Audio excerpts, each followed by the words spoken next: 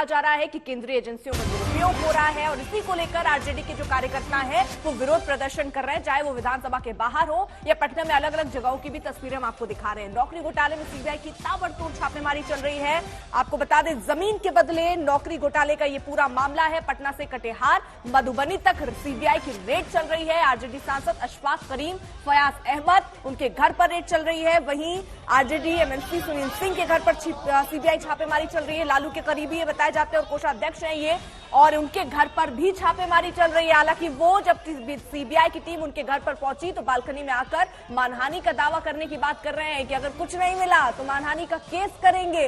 इस पूरे मामले पर अब सियासत भी गहराती हुई नजर आ रही है। बिहार में नौकरी घोटाले में जहां एक तरफ सीबीआई की छापेमारी चल रही है, वहीं दूसरी तरफ विरोध प्रदर्शन हो रहा है। सड़कों पर आरजेडी के नेता कार्यकर्ता मौजूद हैं, कह रहे हैं कि पहले ही चेताया था कि जैसे यहां सत्ता बदलेगी सीबीआई और ईडी एक्शन में बिहार के नेताओं पर हो जाएगी। और उनका कहना है कि जब तक बीजेपी के साथ कोई रहता है तब तक वो धुला साफ पाक रहता है, लेकिन जैसे पाला बदला जाता है तो कार्रवाई सीबीआई और ईडी की होने लगती है। 3 तस्वीरें हम आपको दिखा रहे हैं। नौकरी घोटाले में सीबीआई की देखिए, एक तरफ छापेमारी, सीबीआई के एक्शन का लोग विरोध कर रहे हैं। सड़कों पर उतरकर कार्यकर्ता है ये आरजेडी के जो नारेबाजी कर रहे हैं कि सीबीआई वापस जाओ।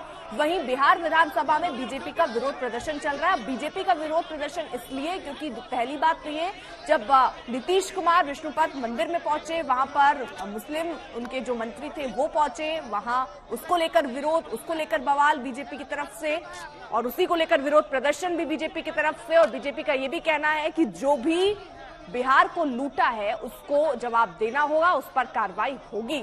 तो हिंदू देवी देवताओं के अपमान का ये पूरा मामला, जिसको लेकर बीजेपी जो है वो बिहार विधानसभा के बाहर प्रदर्शन कर रही है। सुजीत हमारे साथ, हमारे सहयोगी इस वक्त जुड़ चुके हैं। सुजीत, 2 तस्वीरें बड़ी अलग अलग, जहां एक तरफ देखिए आरजेडी नेता विरोध कर रहे हैं इस बात को लेकर कि देखिए सीबीआई छापेमारी हो रही है, और बीजेपी के नेता इस बात को लेकर विरोध कर रहे हैं कि हिंदू देवी देवताओं का अपमान हुआ। बिहार विधानसभा के बाहर आज का दिन प्रदर्शन से जुड़ा दिख रहा है।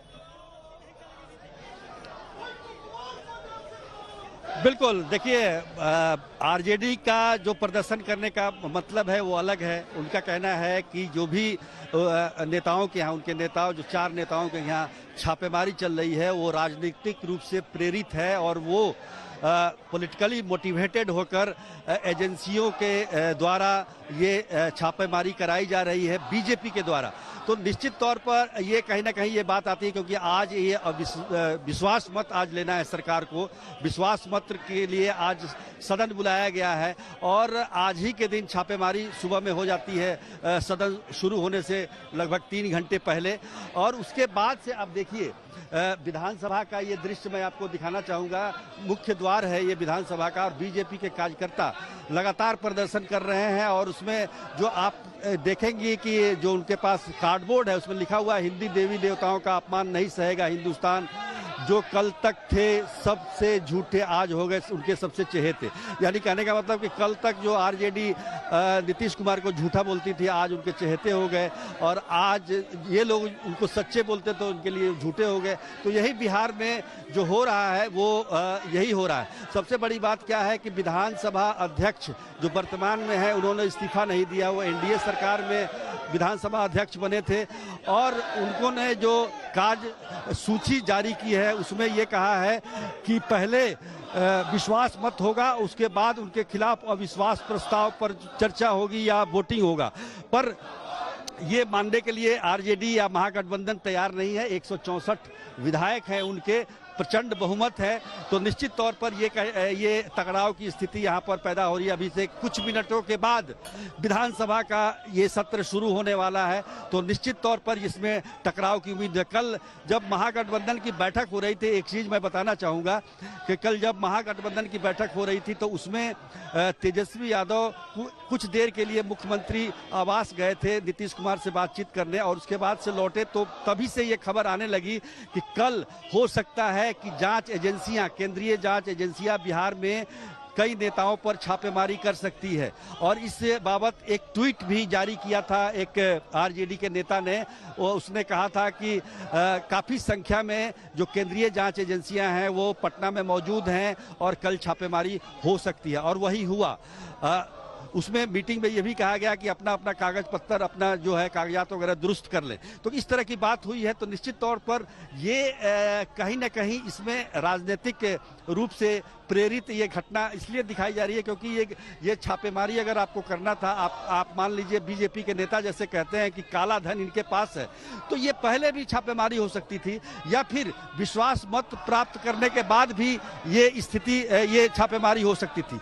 आज ही के समय जब विधानसभा का जो विशेष सत्र बुलाया गया है विश्वास मत के लिए, ऐसे दिन में छापेमारी करना निश्चित रूप से कहीं ना कहीं ये लगता है कि इसमें राजनीतिक रूप से ये प्रेरित है, या फिर जो टकराव की स्थिति जो पैदा की जा रही है। अभी तक बीजेपी ने अपना सदन का नेता नहीं चुना, यानी कि प्रतिपक्ष का नेता का चुनाव नहीं हुआ है। अध्यक्ष अभी वर्तमान में विजय कुमार सिन्हा हैं, वो उन्होंने त्यागपत्र नहीं दिया, उनको त्यागपत्र दे देना चाहिए। उनके खिलाफ 53 महागठबंधन के विधायकों ने अविश्वास का प्रस्ताव दिया था, लेकिन उसको उन्होंने खारिज कर दिया। 3 महीने पहले आपको बता दें इसको लेकर एफआईआर दर्ज हुई थी, पूछताछ हुई थी। भोला यादव जिसके जिक्र वो सुजीत कर रहे हैं, उनकी गिरफ्तारी भी हुई थी और कहा जाता है उनसे पूछताछ हुई इस पूरे मामले पर। उसके बाद ही सीबीआई। जी सुजीत,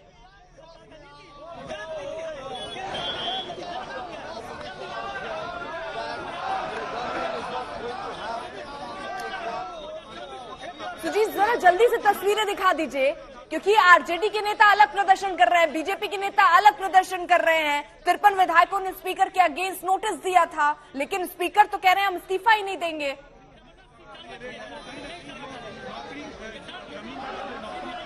देखिए, इस्तीफा तो उन्हें देना ही पड़ेगा, क्योंकि महागठबंधन के पास बहुमत है और सदन में, लोकतंत्र में बहुमत का अपना महत्व होता है। अभी इस्तीफा नहीं देंगे, लेकिन बाद में अगर सदन के अंदर 38 विधायक उनके खिलाफ प्रस्ताव लाते हैं, कम से कम 38 विधायक, तो निश्चित तौर पर उनको पद छोड़ना पड़ेगा। लेकिन विपक्ष के पास 164 विधायक है, इससे अंदाजा लगाया जा सकता है कि वो वहां टिक नहीं पाएंगे। सबसे बड़ी बात क्या है कि अध्यक्ष ये चाहते हैं कि वो जो है पद छोड़ने से पहले एक संदेश देना चाहते हैं, वो अपनी बात रखना चाहते हैं, अपना वक्तव्य देना चाहते हैं अध्यक्ष के आसन पर बैठकर, और इसी के लिए ये सारी कवायद हो रही है। आप देखिए, कल बीजेपी के विधायक दल की बैठक हुई, लेकिन उसमें सदन का नेता नहीं चुना गया। तो ये कहीं ना कहीं दर्शाता है कि बीजेपी का नेतृत्व भी पूरा साथ दे रहा है, पूरा सहयोग कर रहा है कि किसी प्रकार से ये टकराव की स्थिति हो।